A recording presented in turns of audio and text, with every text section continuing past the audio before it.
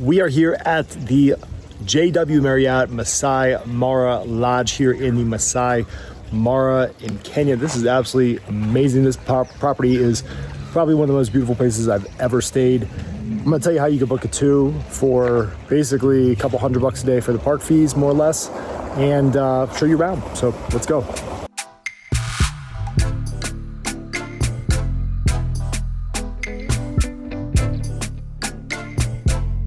What's up, doctor? Yes, how are you? Just getting a good video of the property. Okay. It's beautiful, man. Hakuna Matata. One of the most beautiful places I think I've ever stayed. More than welcome. Yeah, thank you.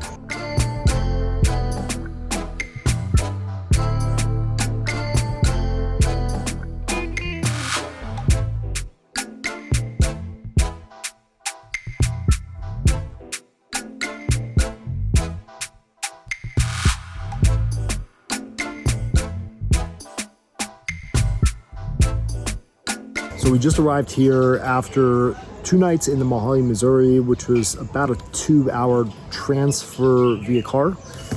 Absolutely epic experience. You'll probably see it on the video about that I posted. That was amazing. Different experience though, because here in the JW Marriott in the Masai Mara, we're actually in the national park. So the key differences are that we can't drive up directly to an animal. Like if you see a lion in the distance, you can't just drive up to it. You have to more or less stay on the trail because there's rangers going around and you will absolutely get fined.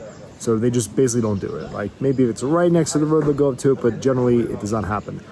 The other difference is the migration here. Migration is happening here. So the animals actually migrate through the park. So there are a lot more animals. Like the population density of the animals is significantly higher because of the migration period of the year. And the park is huge, so it's really interesting. You'll be driving for maybe 30 minutes and not see anything, and then you'll see like 1,000 zebras. Whereas in the conservancy by the Mahali Mzuri, we didn't have that same kind of experience. Obviously, it has other pros that are cons here and vice versa. Another, I guess you say downside, it hasn't really been a downside for us, but I can see it being one if you get unlucky, is there's a lot of hotels here. So at any given point, you can see 10, 20 cars all jammed up together. Hasn't really happened to us, except when we went to the migration points of the river where the animals would actually want to cross. So that's only been, I don't think there's a downside. It doesn't feel like it hasn't negatively impacted my experience. Like there was a few extra cars, maybe like 1 or 2 extra cars, similar to when we were in the conservancy. And we saw like giraffe, like a big group of giraffes or chimpanzees or whatever it may be. But generally, it has not been an issue. So I was thinking that was going to be a huge con. And the trade-off was that we saw more animal density, a slightly wider variety of animals. But honestly, it hasn't really been a con. So I would still recommend for the safari experience, you absolutely need to do the conservancy for a few nights and then also come inside the park and stay. Whether that's here or any other camp, it doesn't really matter. At the end of the day, whether you're spending $1,000 a night or $5,000 a night or $10,000 a night, because this can get very expensive and get very expensive quick, it doesn't matter. What matters is you spend time out with the animals. That everyone gets the same experience more or less. The only difference is conservancy, like a private land, or you are in the park. So you have options at all budget price points to do both. So I recommend you do both before you leave Kenya. This is only my second day in the park. We still have one more full day, and then we'll probably add on the morning before we fly out. Still kind of up in the air about that, but this specifically the JW Marriott is phenomenal. This is one of the most beautiful properties I think I've ever seen. You're gonna see footage of us going around the whole thing, just basically like showing you every corner of this. The room is massive. It is absolutely beautiful. We have a jacuzzi, a big balcony overlooking the river. We have indoor shower and outdoor shower. The bed is super comfy. It's like a superior king size, super soft. I slept like a baby the first night. And it actually was interesting because in the Mahali Mzuri, we had air conditioning, which is cool. And then we got here and we're like, oh man, it's super hot right now. We know how the climate is different here. But I was like, oh, we're not gonna sleep tonight, so we're sweating.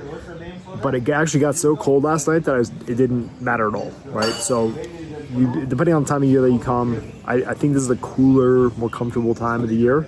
You're gonna sleep like a baby, so you don't have to worry about that.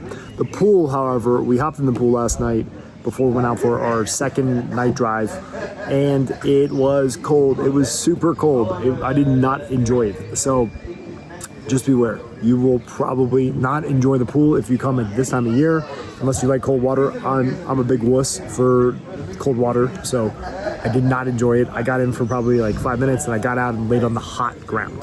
So food, absolutely incredible, delicious. The chef comes out and actually meets you and greets you. He's probably feeding, I don't know, 20 to 30 people at any given peak hour. And he will make you something off the menu if you ask.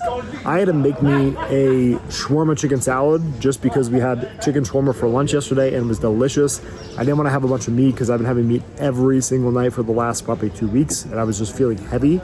So I asked him to make, with that same chicken shawarma meat, a chicken shawarma salad, and he did, and he loaded it with chicken and it was absolutely delicious, and I felt great waking up today. So experience-wise, it's a little bit different. The Mahali Mzuri too, it felt like basically they were just there to do whatever you need, whenever you need it.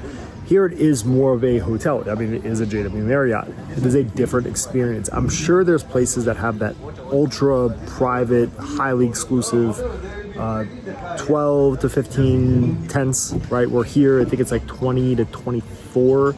So multiply that times 2 to 3 people, and there you go. So, but still, capacity here is not like, you're not gonna be waiting an hour to get sat or something crazy like that. Like, they will take excellent care of you.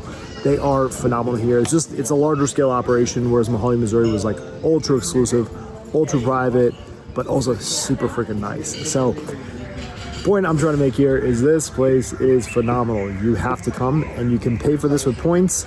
I in my opinion, I kind of overpaid. I didn't get a good point redemption arbitrage value.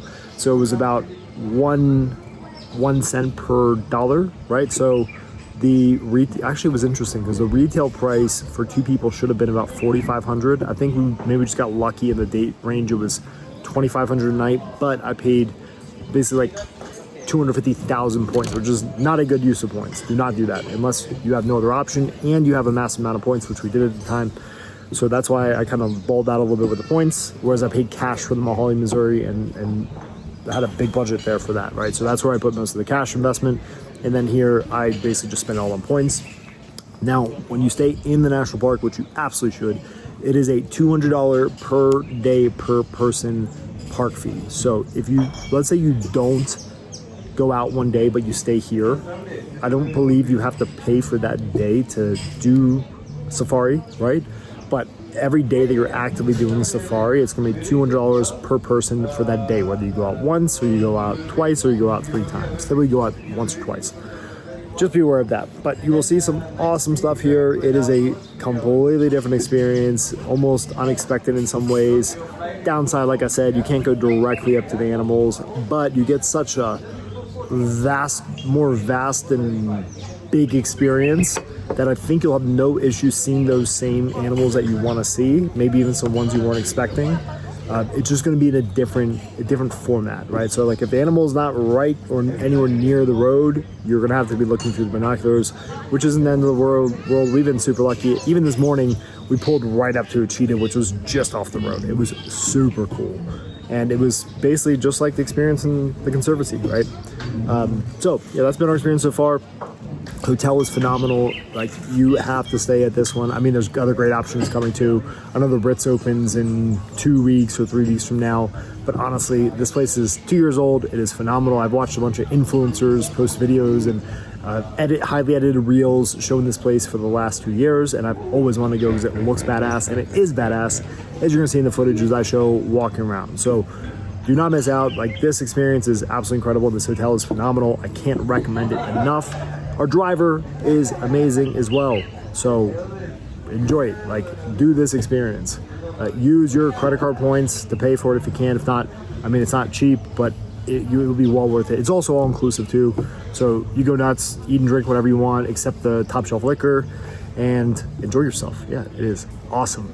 I hope you guys enjoyed seeing around the JW Marriott Masai Mara. This place is badass. Check it out. highly recommend it. Compared against everything else you can see, I think it's ranked top 10 or top 20 depending on where you're searching.